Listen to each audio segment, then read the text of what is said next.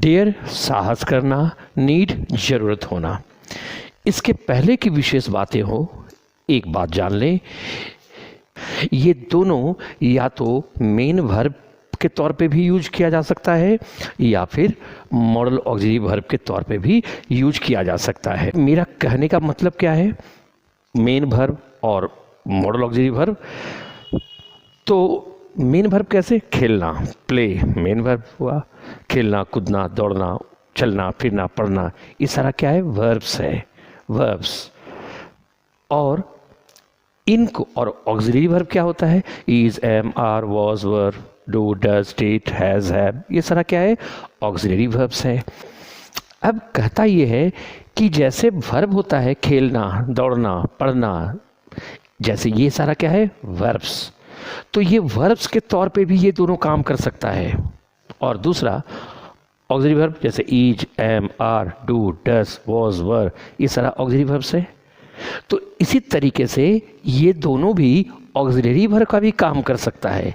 सो अब देखो, ये पहली बात हम लोगों को याद रखना है। This is the first thing that we should learn. Now the second point that we should understand here is modal auxiliary verbs के तौर पर इन दोनों का यूज़ कहाँ कर सकते हैं, यहाँ पर हम लोग कर सकते हैं निगेटिव और इंट्रोगेटिव में ही कर सकते हैं केवल, ये बात ध्यान रखना है।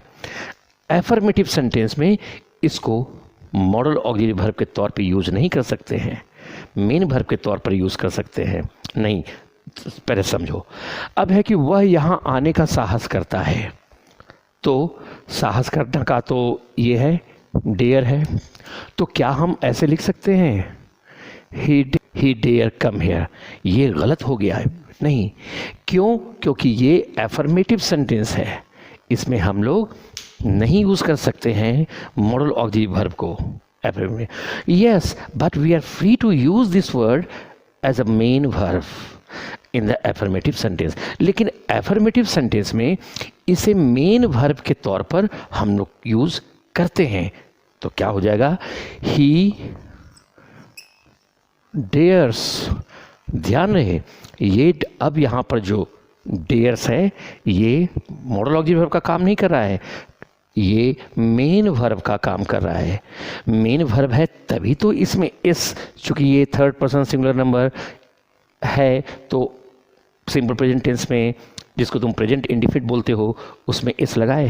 जैसे वह पढ़ता है तो he reads, read main verb है तब तो ही रीड्स करते हो। Same way we are also using here he dares, it means we are using this dare as a main verb.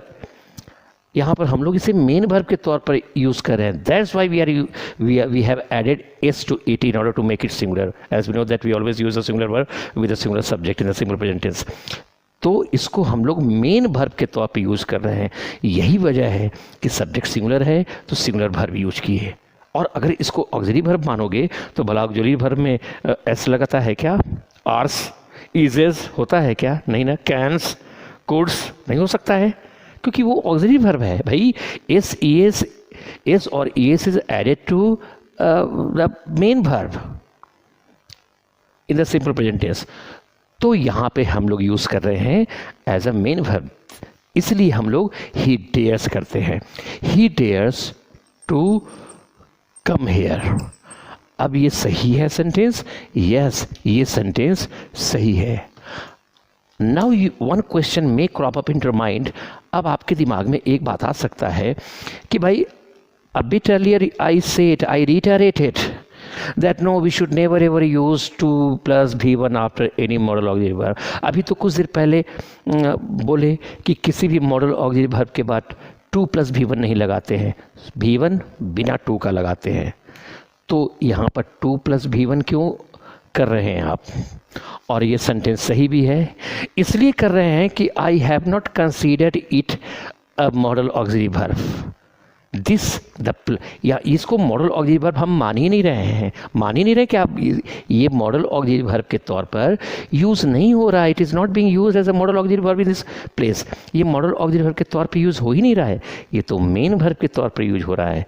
तो मेन वर्ब का यूज़ हुआ तो सब्जेक्ट प्लस V1 हुआ, अब जो वर्ब आएगा तो टू लगकर ऐड होगा ही, इसलिए किया गया है, ये सही है। नाउ कम टू दिस, वह यहाँ आने का साहस नहीं करता है, तो ऐसे बोलेंगे ही, तो हम लोग ऐसे बोलेंगे he dares not to come here, ऐसे बोलेंगे he dares not to come here. Can we speak like this? तो कहता है नहीं, no we cannot use this, क्योंकि यहाँ पर this dare has been used as an auxiliary verb, rather we should call a modal auxiliary verb। यहाँ पर dare का यूज मॉडल ऑक्सिलरी वर्ब के तौर पर हुआ है। Now how to recognise whether it's been used here as a modal auxiliary verb और as a main verb? भाई पहचाने कैसे कि यहाँ ये मॉडल ऑक्सिलरी वर्ब के तौर पर यूज हो रहा है या मेन वर्ब के तौर पर? Very simple, very simple.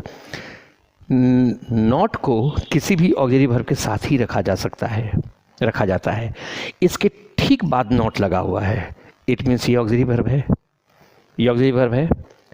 तो जब ये ऑक्सिलरी वर्ब है तो ऑक्सिलरी वर्ब में तो एसीएस लगेगा नहीं, क्या करोगे? डेयर करेंगे। Same exactly in the way we cannot use cans, we cannot use ises, we cannot use wases, नहीं कर सकते हैं क्योंकि वो ऑक्सिलरी वर्ब है, उसमें एस कैसे लगा सकते हैं? Same way, since we have seen it very we have taken care of one thing here, that not is used here with the term dare, I got to know, I could conclude कि अच्छा ये modal auxiliary verb के तौर पर use हुआ है, इसलिए not यहाँ पे लिखा हुआ है, इसके साथ नॉट लिखा हुआ है।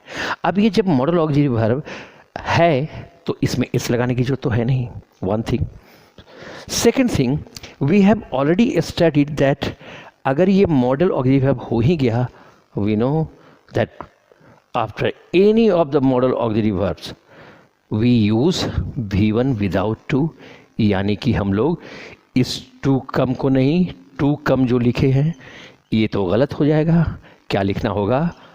कम, V1 विदाउट टू। तो सेंटेंस क्या हो जाएगा?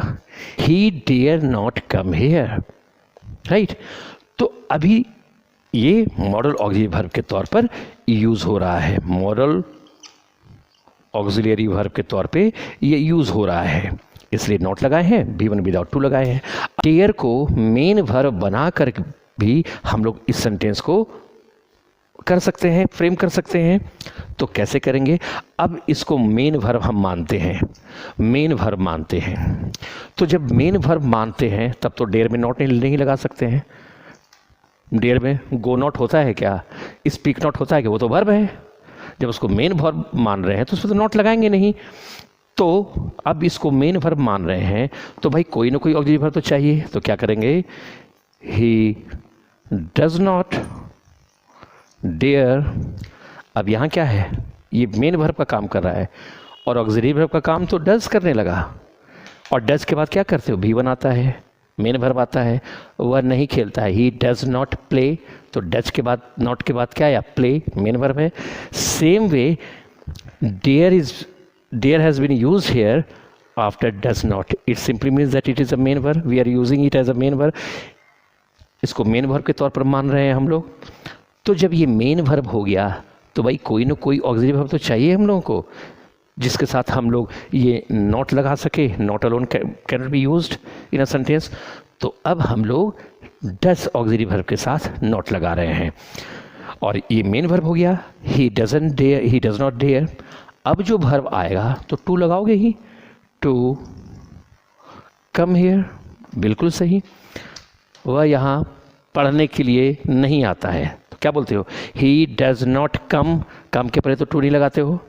ही डज नॉट कम, लेकिन अब उसके बाद जो वर्ब आएगा उसके पहले तो टू लगाएंगे ही, V1 के पहले। तो ही डज नॉट कम, कम के पहले टू नहीं लगाते हो। सेम में डेयर के पहले टू नहीं लगाए हैं। पढ़ने के लिए टू स्टडी, अब जो वर्ब आता है स्टडी तो उसके पहले टू लगाते हो। बाई सेम वे यहाँ पर भी कम आया, V1 टू लगाए। This what we have to understand. अब नीड के साथ भी यही बात है, यही बात है। मेन वर्ब और ऑक्सिलरी वर्ब, जिसको मॉडल ऑक्सिलरी वर्ब हम लोग बोल रहे हैं, दोनों के तौर पर नीड को भी यूज करते हैं। तुम आज से जान लो डेयर्स नॉट और नीड्स नॉट इंग्लिश में कुछ होता ही नहीं है। Point number 1। तो क्या होता है? चाहे स्थिति कुछ भी हो, कम वॉट में we should use dare not or need not. Point number C, you remember, इन दोनों के बाद हमेशा V1 विदाउट टू आता है. 1 to 3 पॉइंट्स हमेशा याद रखो. Now dare and need can be used, can be not, they are used in the interrogative sentences also. ठीक, जैसे इंट्रोगेटिव सेंटेंस में डेयर और नीड का यूज होता है, नेगेटिव में और इंट्रोगेटिव में. कैसे? क्या वह यहाँ आने की साहस करता है? इंट्रोगेटिव है. आप कीजिए, डेयर ही कम हियर. तो in this way we have to understand. एक एग्जाम्पल, क्या मुझे उसे सब कुछ बताने की ज़रूरत है? तो नीड को मोनोलॉजी वर्ब के तौर पर यूज़ करें, बाहर निकालें. Need I tell him everything. बिल्कुल सही.